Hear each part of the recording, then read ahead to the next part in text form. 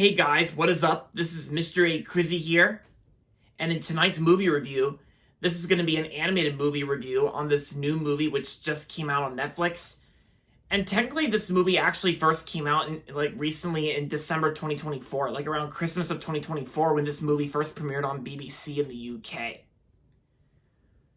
And yeah, the movie just came out here in my area on Netflix today, and I actually watched it before work this morning as well. So anyway, this review is going to be on Wallace and Gromit, Vengeance Most Fowl. So Wallace and Gromit, Vengeance Most Fowl is the new movie from Wallace and Gromit, and of course in this movie, Wallace and Gromit are back once again for the first time in years. And so in this movie, Wallace invents a robotic garden gnome known as Norbot. And so Norbot basically does chores and also helps people out. But then this penguin, Feathers McGraw from the Wrong Trousers, returns because Feathers McGraw, the penguin from the Wrong Trousers, is back. And in this movie, he's seeking revenge on Wallace and Gromit by creating an army of evil robotic garden gnomes. And so, yeah. And in this movie, Wallace and Gromit, they both have to team up and work together and try and stop Feathers McGraw from another mastermind plan. So yeah, Wallace and Gromit have to do whatever they can to try and stop Feathers McGraw once again. And yeah. So when I first heard that Wallace and Gromit were coming back for a second feature-length animated film after The Curse of the Were-Rabbit, it kind of had me thinking. Like this could be an interesting film. Of course, like seeing Wallace and Gromit back again, because Wallace and Gromit, we haven't really seen them in like so many years since their last short film, like A Matter of Loaf and Death, which I still think is a great special. Although I will say, I gotta say the best Wallace and Gromit short out of all of them is The Wrong Trousers. And yeah, and also for Halloween, I also rewatched The Curse of the Were-Rabbit, which The Curse of the Were-Rabbit is still an awesome film, and probably one of DreamWorks Animation's best films, and yeah, probably the better DreamWorks animated film released in 2005. That's actually turning 20 years old this October as well. And yeah, so and then when it was confirmed that and then once it was confirmed that Wallace and Gromit would be coming back, it had me a little interested, and of course the movie is also currently at 100%. Like Vengeance Most Fowl is actually currently at 100%, and that had me thinking, like, is it really that good? So after watching it, this movie was actually really good. Like, this movie was actually incredible. It's actually a work of art. Yeah, I can't really think of a single flaw I have with this movie, because I actually liked everything about it, because it actually stayed true to the source material, to the past Wallace and Gromit shorts and specials. And it's like you really do care about these characters, of course, and it's like how Wallace and Gromit, they both make a great team together, and then of course, like in this movie, Wallace invents a robotic garden gnome that helps people out, Norbot, and yeah, and I think it was also pretty cool to see Feathers McGraw from the Wrong Trousers. I thought it was pretty cool seeing Feathers McGraw back in another Wallace and Gromit movie. Yeah, and plus I think that villain comeback from an old short or an old piece of media, I think that actually worked pretty well here. And there is some good obvious reasons on why it was a good idea to bring back Feathers McGraw.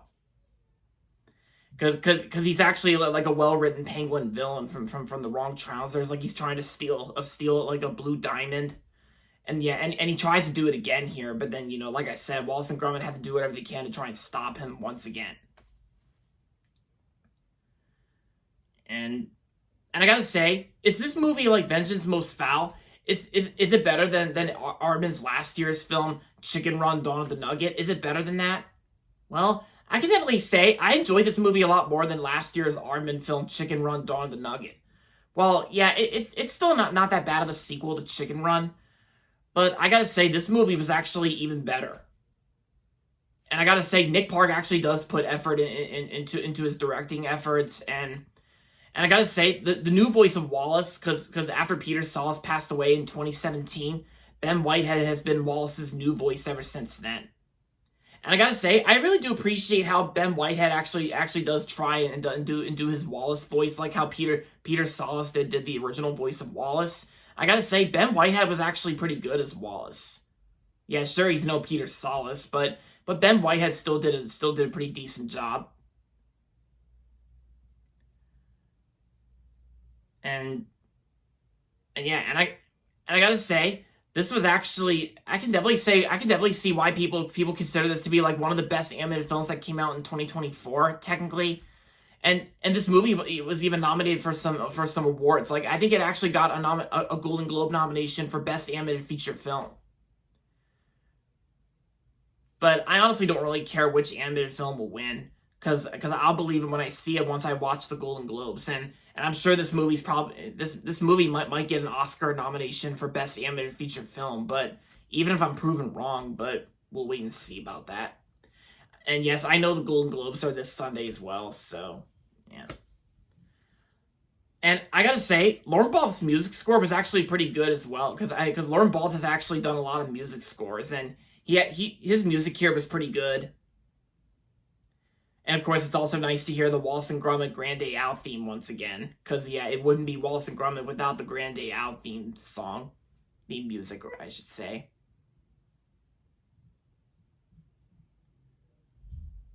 And yeah, and unlike the previous short, unlike the last Wallace and Gromit media, like A Matter of Love and Death, like Gromit's love interest Fluffles, like she's not in here. Yeah, just like we saw in the trailers, like she's completely absent in this film. Like Fluffles the poodle from Matter of Love and Death. Yeah, but I've actually read some news articles that after the release and success, well, possibly success, but mostly the release of Vengeance Most Fowl, Nick Park actually said that this is not the end of Wallace and Gromit, because Nick Park is actually considering about making some new Wallace and Gromit shorts and more, maybe another movie or something. Well, if that's the case, if that's true, then I might be in for another Wallace and Gromit media, because who doesn't love Wallace and Gromit? Because they're basically like Aardman's best entertainment that they ever made. Yeah. And of course, The Curse of the Were Rabbit is still one of my favorite Aardman films, and yeah. So overall, Wallace and Gromit: Vengeance Most Fowl was an awesome work of art, and it was also really enjoyable too. And I'm gonna give Wallace and Gromit: Vengeance Most Fowl 5 out of 5 stars. It's a perfect movie. So yeah, if you have Netflix and if you love Wallace and Gromit, then I recommend giving this one a watch. All right, guys, so that's going to be it for my movie review on the new Wallace and Gromit movie. So that's going to be it for this video. Hope you guys liked it. And if you're not subscribed yet, don't forget to subscribe if you haven't yet. And also make sure to like this video as well. With that being said, until next time, this is Mr. A. Crizzy saying goodbye, everybody, and that's about it.